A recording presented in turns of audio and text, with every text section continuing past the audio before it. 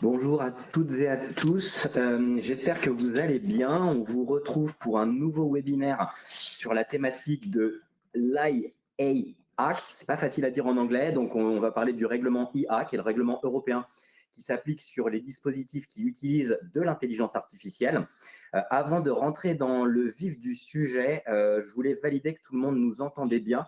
Est-ce que vous pourriez nous mettre un petit message sur le chat pour valider que c'est bien le cas? Ceci étant, on ne va pas s'arrêter, on va se présenter, Charlotte et moi, pour celles et ceux d'entre vous qui ne nous connaissaient pas encore. Charlotte, je te laisse la parole. Donc, je suis Charlotte Lenen, je suis directrice associée de Meditup, qui est donc une agence de communication médicale qu'on a cofondée avec Ronan il y a quelques années maintenant. Et donc, je suis Ronan Lequiré, je suis associé de Charlotte au sein de Meditup. Alors, avant de rentrer dans le vif du sujet, je pense que c'est la deuxième fois que je dis cette phrase, mais ce n'est pas très grave. Peut-être vous présenter ce que nous faisons chez Meditup.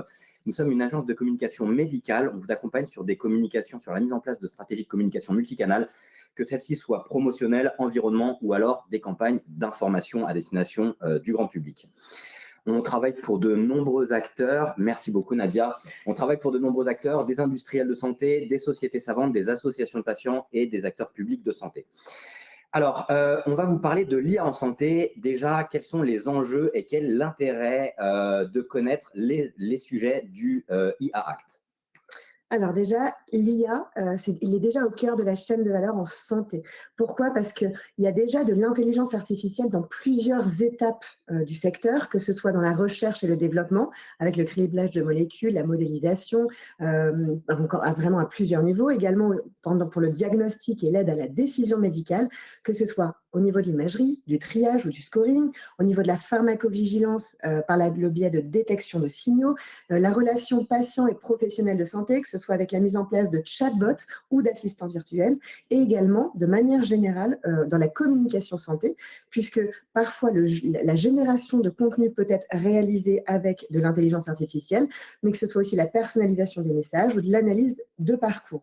Du coup, l'IA est déjà présente, elle implique des données sensibles, des risques pour les patients, et elle a une influence parfois sur certaines décisions médicales.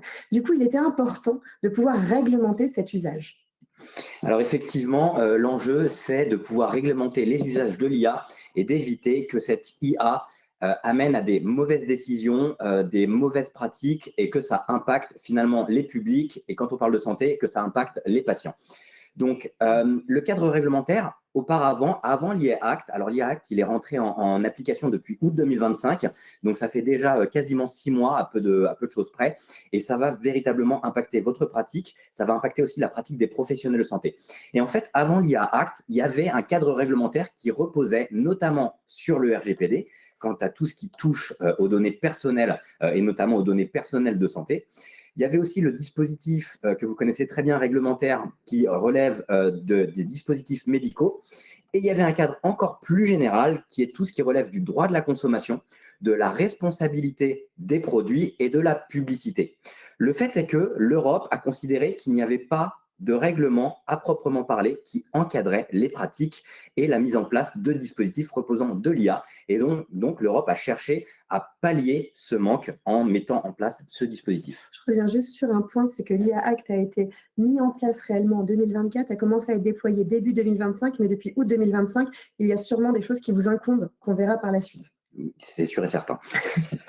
Donc, l'objectif de l'IA Act, c'est le premier cadre juridique dédié à l'intelligence artificielle. Il va viser à garantir un haut niveau de protection de la santé, de la sécurité et des droits fondamentaux. Il a pour objectif également de sécuriser l'innovation et la mise sur le marché de solutions comprenant de l'IA. Et c'est aussi un objectif d'harmonisation des règles dans l'UE. Alors, l'ambition, ça a été de créer ce que l'Europe appelle une IA de confiance. L'IA de confiance, elle repose notamment sur 3 notions clés. D'une part, c'est la conformité. Il faut être conforme aux réglementations en vigueur applicables au niveau européen et qui sont déclinées dans les différents pays. Il faut que ça s'intègre dans un cadre éthique, donc bien évidemment que tout ce qui a trait aux IA qui sont mises en place garantisse que les algorithmes évitent les biais, évitent les hallucinations, qu'il n'y a pas de discrimination. On va rentrer dans le vif du sujet, mais véritablement qu'on puisse offrir une transparence quant à l'utilisation des données et aux résultats qui sont proposés. Et enfin, la troisième notion clé, c'est la notion de responsabilité. Ça permet de clarifier qui est responsable dans le cas de l'usage d'une IA qui amènerait justement à une mauvaise décision, à une mauvaise recommandation pour les publics qui en font les frais. Alors, on va faire une présentation, alors on dit synthétique de l'IA Act parce que c'est beaucoup, beaucoup, beaucoup de règles et de lois. Donc, on a repris un petit peu celles qui étaient importantes à connaître et surtout importantes pour vous. Et en fait, après, on reviendra plutôt sur une mise en œuvre pratique, comment ces réglementations vont vous impacter. Alors, de manière générale, l'approche est basée sur le risque. L'IA Act classe les systèmes d'IA selon 4 niveaux de risque et chaque niveau de risque va avoir des obligations proportionnées. Le premier niveau, c'est le risque inacceptable, c'est ce qui est maintenant interdit. Ça veut dire que ça ne l'était pas avant. Le risque inacceptable, alors l'IA Act interdit un ensemble limité de pratiques contraires aux valeurs de l'Union européenne et aux droits fondamentaux. Les exemples, c'est de la manipulation cognitive exploitant la vulnérabilité des personnes ou la reconnaissance des émotions sur le lieu de travail et dans les établissements d'enseignement. Alors, il y a peu d'applications qui vous, directement, là, qui va vous concerner en pharma ou en communication santé. On pouvait le voir, par exemple, dans certaines sociétés. Alors, c'est pas en France, j'espère, mais c'était de pouvoir vérifier, par exemple, la face des téléopérateurs pour être sûr qu'ils étaient bien souriants, qu'ils répondaient, combien de temps. Donc, il y avait vraiment tout cet usage à visée marketing et à visée statistique de biomarqueurs personnels. Et bien ça, c'est devenu interdit, on n'a plus le droit de l'utiliser. Par contre, si jamais on avait interrogé un jeune, il y a quelques temps, qui avait utilisé de l'IA pour des personnes qui étaient dans le coma avec un téléphone qui était placé au-dessus du visage pour savoir s'il y avait si le visage changeait pour essayer de juger la douleur, par exemple. Ça, comme c'est dans un cadre de santé, ça, même si on utilise exactement la même chose, comme il y a un caractère santé, ça peut être autorisé. Le deuxième niveau, c'est ce que l'Union européenne qualifie de dispositif de haut risque.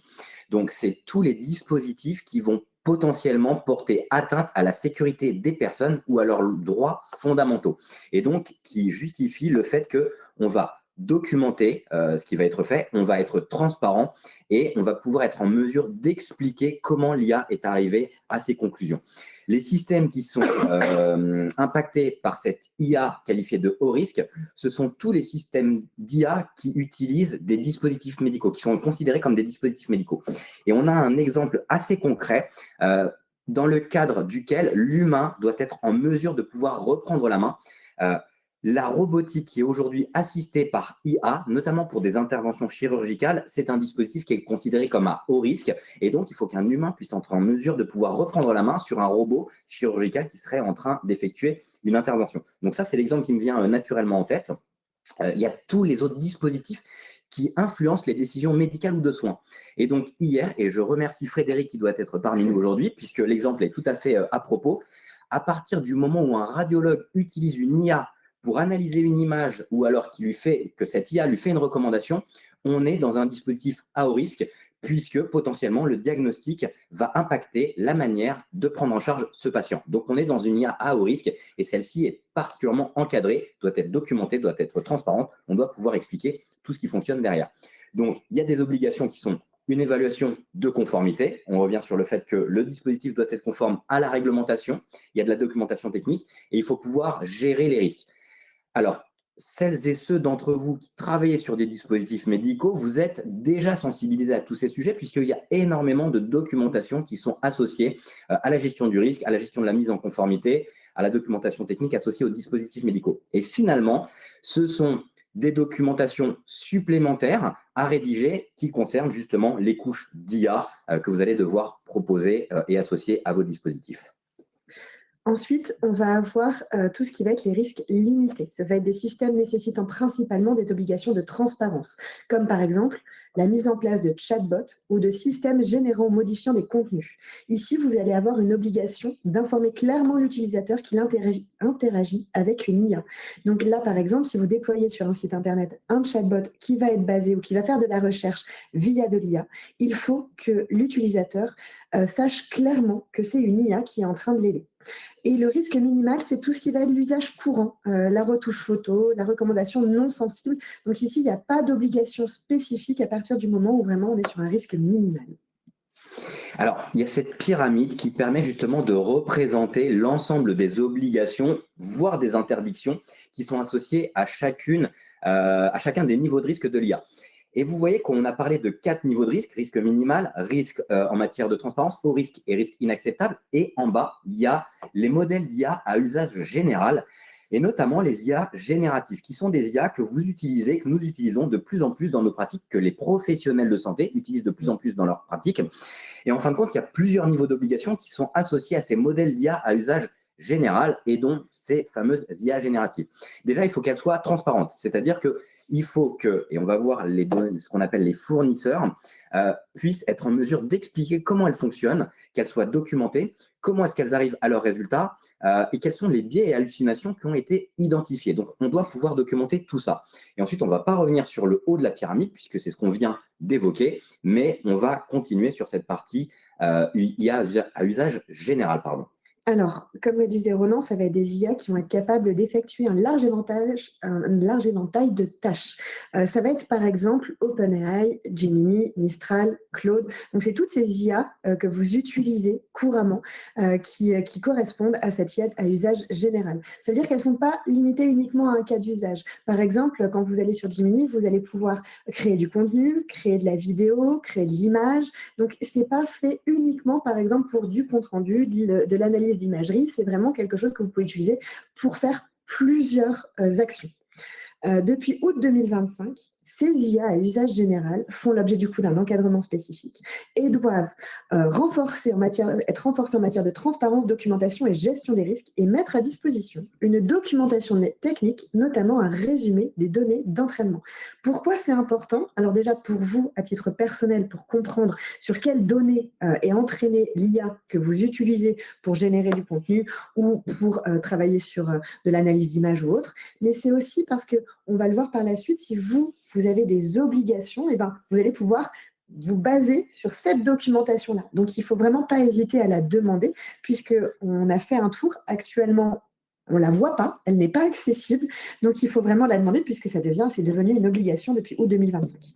Alors, concrètement, vous avez peut-être entendu parler de ce qu'on appelle les RAG. Donc, un RAG, son petit nom anglais, c'est Retrieval Augmented Generation. Globalement, si vous avez utilisé ChatGPT, par exemple, prenez cet exemple et vous allez lui dire, je vais vous prendre un exemple un peu concret. Les recommandations ESMO qui ont été publiées, vous savez qu'il y a énormément de mises à jour sur ces guidelines et vous mettez à disposition d'un oncologue qui est spécialisé dans la prise en charge du cancer du sein et vous souhaitez lui mettre à disposition un outil qui va lui permettre d'interagir avec les dernières guidelines ESMO pour pouvoir proposer à ses patientes les recommandations qui sont les plus appropriées, les traitements qui sont les plus adaptés en fonction de son phénotype, en fonction de ses caractéristiques patient.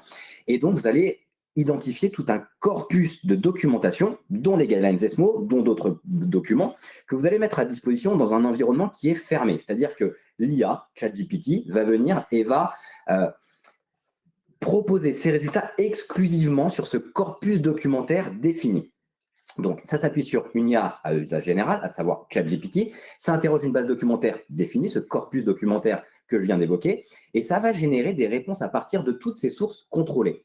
Le fait est que si vous faites ça, vous allez vous-même devenir un fournisseur d'une IA, et vous allez donc devoir être en mesure de pouvoir expliquer aux professionnels de santé auprès desquels vous mettez à disposition ce dispositif, sur quelles données il est entraîné, comment il fonctionne, comment il arrive à ses résultats. Et vous devenez non plus l'utilisateur de l'IA ChatGPT, vous devenez vous-même le fournisseur de cette IA. Et donc, c'est à vous de garantir toutes les informations, toute la gestion des risques que vous allez proposer à vos utilisateurs. Alors là, j'ai pris un exemple qui est peut-être un peu éloigné, ou même peut-être certains se sont dit « oui, ça pourrait être intéressant que je mette à disposition des outils auprès des professionnels de santé ». Mais il y a d'autres usages que vous faites déjà actuellement. Souvent, on a des clients qui, en interne, ont déployé ce fameux RAG pour leurs collaborateurs pour dire, bah voilà, moi, je travaille sur telle aire thérapeutique ou sur tel médicament et j'ai été chercher les revues de la littérature qui me permettent désormais d'être plus rapide dans la génération de mes informations, qui me permettent d'avoir accès à de l'information très rapidement. À partir du moment où vous avez déployé un corpus documentaire associé à une IA qui est entraîné sur ce corpus documentaire en interne, vous devenez, enfin, vos équipes IT, on va dire, deviennent responsables en matière d'usage et d'utilisation de cette IA. Et donc, si jamais vous avez un audit ou un contrôle, vous devez être en mesure, vos services IT doivent être en mesure de pouvoir justement présenter toutes ces informations-là. Et donc, on va voir que ça, c'est l'exemple d'un RAG, mais on va aller un peu plus dans le détail à partir du moment où même vous commencez à utiliser ces IA, où nous, on utilise ces IA. Et donc, il y a toute cette documentation qui est associée à ça. Et justement, c'est par rapport à cette documentation que je vous disais que si, par exemple, votre base IA, c'est ChatGPT, allez chercher la documentation de ChatGPT pour en fait ne venir que ajouter à cette documentation de base ce que vous avez transformé, ajouté ou modifié par rapport à cette IA. Alors, qui contrôle Qui contrôle que vous avez respecté bien la réglementation? Alors, contrairement au RGPD, l'IA Act est transposable en l'état dans chaque pays. C'est-à-dire que le texte, l'IA Act, il est pris, il est appliqué. Il n'y a aucune adaptation qui est réalisée par les pays. Il est vraiment pris tel quel. Et donc, il y a trois personnes, trois instances qui vont vérifier que vous respectez bien la législation.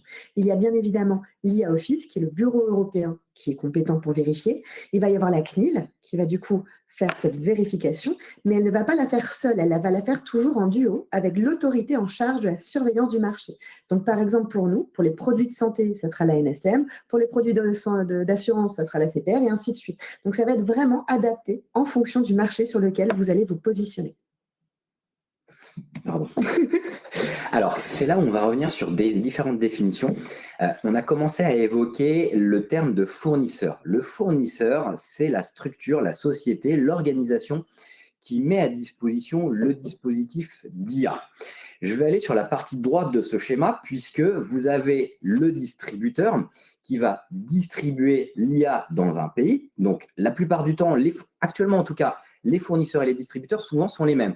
Gemini, qui est la solution d'IA de Google, elle est fournie par Google, et elle est distribuée par Google.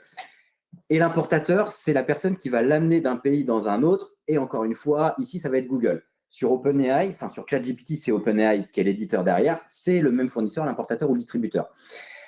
Je ne vais pas continuer sur ces trois rôles-là. Je vais surtout venir sur le rôle du déployeur.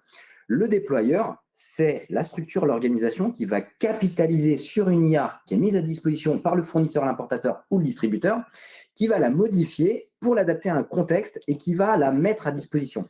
Je reprends le même exemple que celui que je citais juste avant. Vos services IT, votre service Digital Excellence, vos services peut-être dédiés à l'intelligence artificielle, vous met à disposition un RAG interne, il devient par essence déployeur. Il devient fournisseur, pardon, effectivement, tu as raison. Il devient fournisseur et donc il va utiliser la solution d'IA de ChatGPT, qui est donc le distributeur, et il va donc devoir documenter tout ça. Et le déployeur, c'est l'utilisateur qui va exploiter cette IA et qui va capitaliser sur cette IA, et lui aussi devient impacté par l'utilisation de cette IA. Donc vous, nous, les utilisateurs lambda d'une IA, deviennent des déployeurs à partir du moment où ils les utilisent. Alors, où ils les utilisent dans un cadre professionnel. Donc, c'est vraiment toute personne physique ou morale qui utilise une IA, peu importe laquelle, dans un but professionnel. Et donc, quand vous utilisez justement de l'IA, il faut se dire, OK, j'utilise une solution d'IA générative pour générer, par exemple, un compte-rendu. Qui suis-je? Est-ce que j'en fais une utilisation simple et est-ce que j'en fais une utilisation dans un cadre professionnel? Quand j'entends utilisation simple, par exemple, pour la génération de compte-rendu, c'est que j'ai récupéré toutes les informations qui ont été données. Donc, il n'y a pas de données réellement sensibles, hein, il n'y a pas de données de patient, c'est vraiment des données de manière générale. Je les passe dans une IA pour que ça me sorte un compte-rendu qui soit très structuré et je l'utilise dans un cadre professionnel puisque je vais le partager par exemple à mes collègues. Est-ce que c'est ça ou est-ce que j'en ai fait des modifications? Donc, est-ce que j'utilise une IA générative sur laquelle j'ai ajouté une couche de modification? Et donc, effectivement, c'est ce qu'on évoquait juste avant. À partir du moment où vous en faites une utilisation simple, générer un compte-rendu à partir de données, vous l'utilisez dans un cadre professionnel, vous devenez le déployeur. Vous avez utilisé cette IA, vous êtes déployeur, et donc vous allez devoir être transparent sur le fait que vous avez utilisé cette IA. Donc, c'est-à-dire que toutes les utilisations que vous faites dans le cadre de votre pratique professionnelle qui impliquent le recours et l'usage à une IA que vous allez ensuite mettre à disposition d'un tiers, vous êtes déployeur, vous devez être transparent sur le fait que vous avez utilisé une IA, vous devez être en mesure d'expliquer ce que vous avez fait et sur base de quelles données vous les avez utilisées. Et quand vous faites les modifications substantielles, on revient sur cet exemple du RAG, vous avez mis à disposition un RAG qui capitalise sur les guidelines de prise en charge du cancer du sein.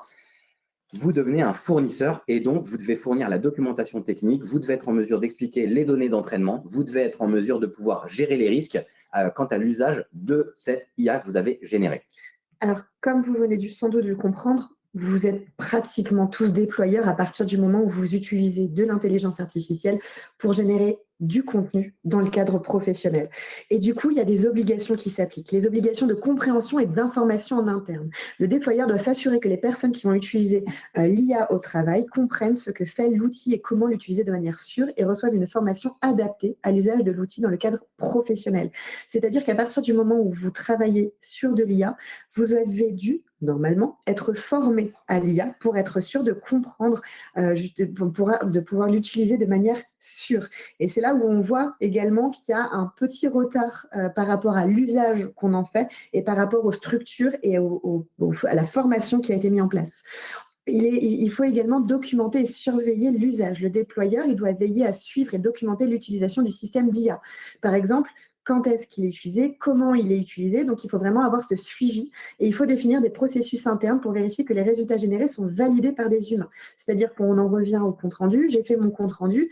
Je n'ai pas le droit de l'envoyer tel quel. Je dois, moi, en tant que personne physique, vérifier le compte-rendu et vérifier que ça correspond bien aux données entrantes et que donc j'ai cette vérification manuelle qui est à faire avant de pouvoir transmettre ce compte-rendu ou tout support généré par l'IA.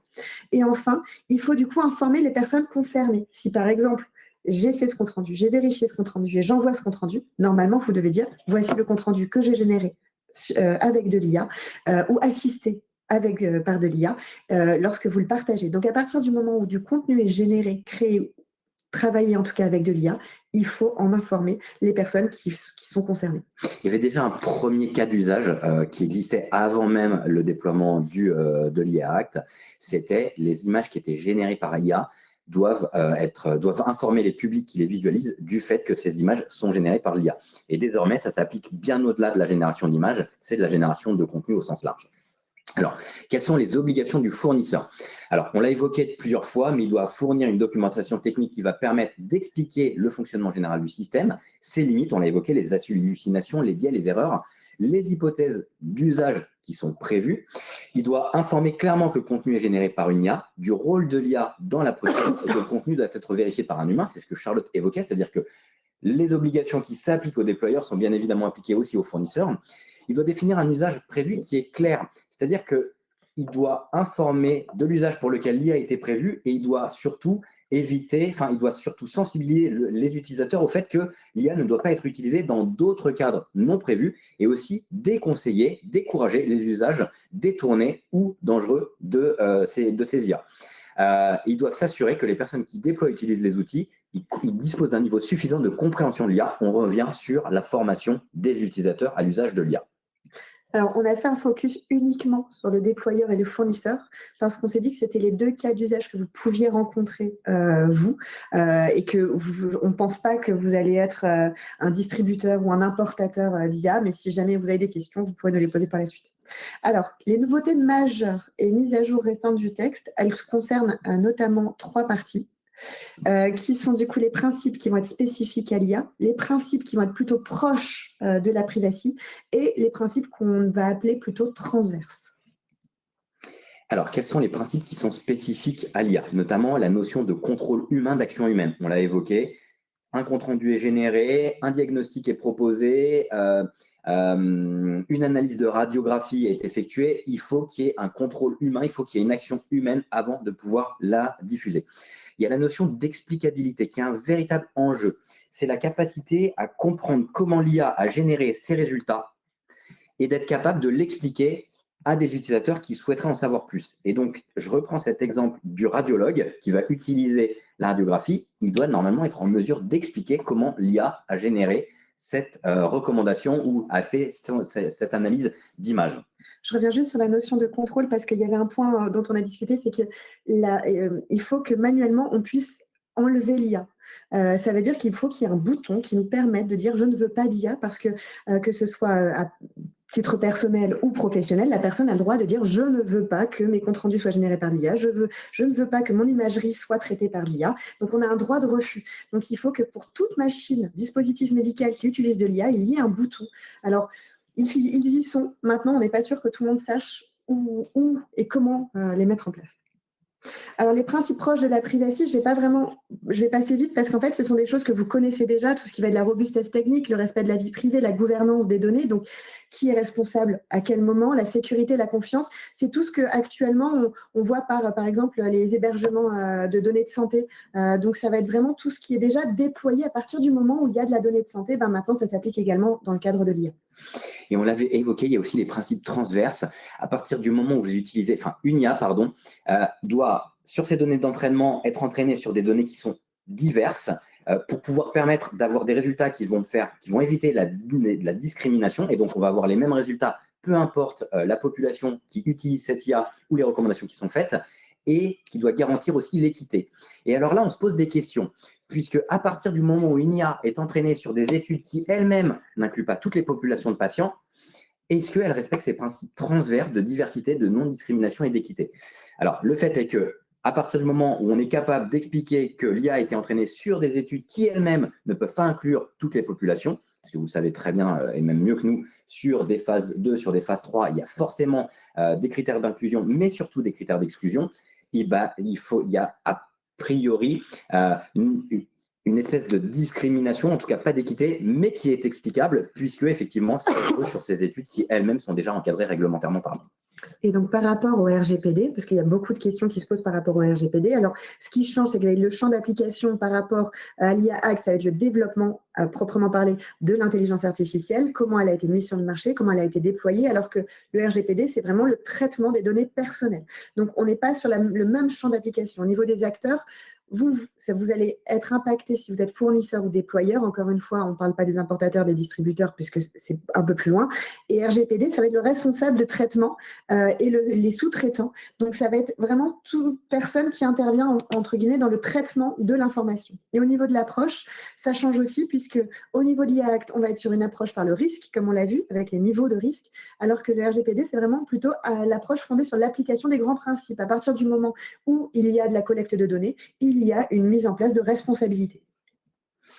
Alors, on va vous présenter des exemples concrets. Le premier cas, c'est une IA à risque minimal.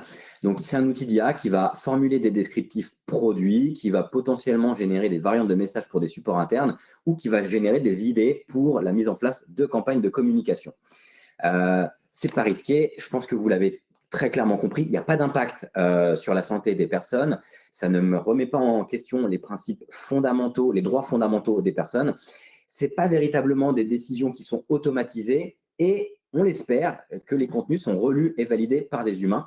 Donc, à partir de ce moment-là, on est véritablement dans une IA à risque minimal. Les obligations, c'est tout simplement de préciser que le contenu, il a été généré par une IA et il n'y a pas d'autres obligations véritablement fortes par rapport à l'usage de cette IA.